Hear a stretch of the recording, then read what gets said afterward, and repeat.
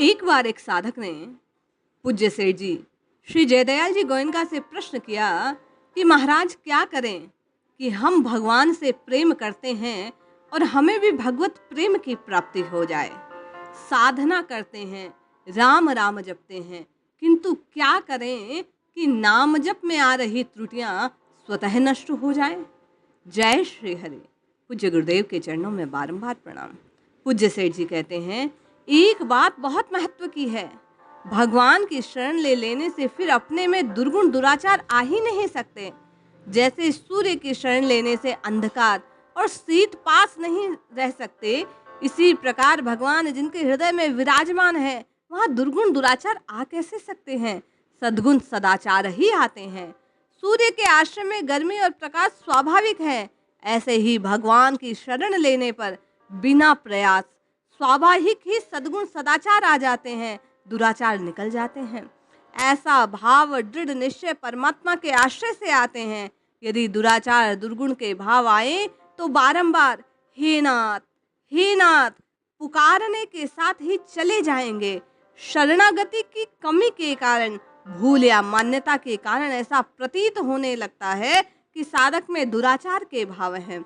इसलिए आप और मुझको हे नाथ पुकारना चाहिए। पूज्य सेठ जी कहते हैं, भगवान की शरण हो जाने पर चिंता भय शोक दुर्गुण दुराचार का मूल सहित नाश हो जाता है। सद्गुण सदाचार शांति और आनंद स्वभाव सिद्ध हो जाते हैं।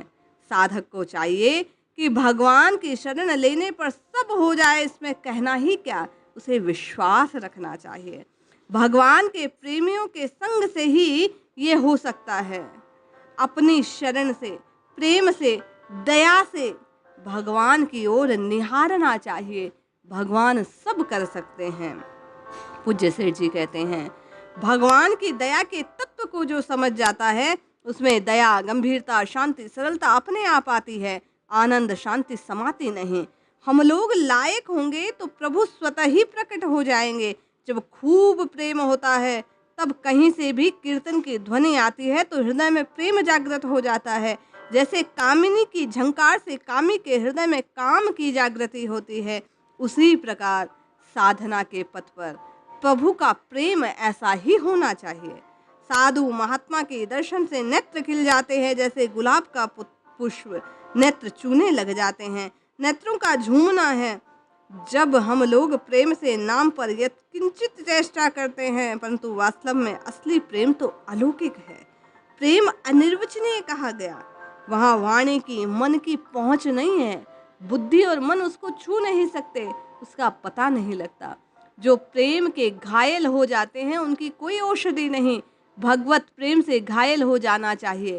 स्वप्न में भी भगवान मिल जाए तो आनंद की कोई सीमा ना रहे। पूज्य सेठ जी कहते हैं, भगवत प्रेम की प्राप्ति के लिए, साधना की सिद्धि के लिए भगवान हमें प्रेम करे, इसके लिए एक बड़ी गोपनीय बात बतलाता हूँ। स्वप्न में भगवान के मिलने पर और जागृत में भगवान के मिलने में जो आनंद है, दोनों में बड़ा अंतर है। वर्तमान में स्त्री का दर्शन और भाषण होता है, उसी के अनुसार स्वप्न में होता है, पर भगवान अब तक प्रत्यक्ष तो मिले नहीं। स्वप्न में जिस भावना से भगवान दिखते हैं, जागृत में वास्तव में मिलने पर वे बहुत विलक्षण दिखते हैं। जिस पदार्थ का हमने अनुभव नहीं किया, उसके स्वप्न में वह असली वस्तु विलक्षण होती है। हम लोगों को प्रेम करना सीखना चाहिए।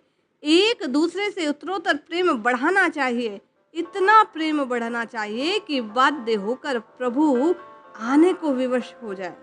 भगवान के निमित्त हम लोग जो प्रेम बढ़ाएंगे उसका फल भगवान देंगे। भगवान प्रेमी का त्याग नहीं करते, उन्हें प्रेमियों की बड़ी आवश्यकता है। प्रेमी बहुत कम मिलते हैं, मिलते ही नहीं। सर्वस्व देने पर भी यदि एक रत्ती प्रेम मिले तो सर्वस्व दे डालना चाहिए, वही तो सच्चा पुरुष है। पूज्य सेठ जी कहते हैं, रत्न का वास्तविक मूल्य जोहरी ही जानता है। लाख रुपयों के हीरे माणिक का भालिनी 4 पैसा नहीं देती, क्योंकि वह सोचती है ये कांच का टुकड़ा क्या काम आएगा। एक रत्ती भगवत प्रेम के लिए जोहरी लोग सर्वस्व दे डालते हैं।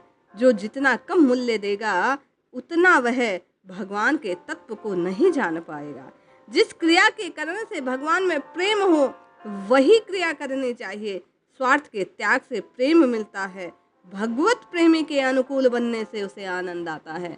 पूज्य सेठ जी कहते हैं, नाम जापक को भगवत प्रेम की प्राप्ति के लिए निरंतर जिह्वा से भगवान के नाम का स्मरण करते हुए, रटना लगाते हुए, हृदय में केवल और केवल भगवान के प्रेम की अपार महिमा को जानते हुए उसे ही हृदय में स्थान देना चाहिए। सर्वस्व देकर भी भगवत प्रेम प्राप्त करने का प्रयास करना चाहिए। यही साधन है। सच्चे शरणागत की नाई भगवान के चरणों में मस्तक नवाकर उनसे बारंबार हे नाथ, हे नाथ इस प्रकार पुकार करनी चाहिए। ये पुकार ही वास्तव में भगवान को कृपा करने के लिए बाध्य करती है और आप और मेरी साधना को सिद्ध बनाती है। जय श्री हरि।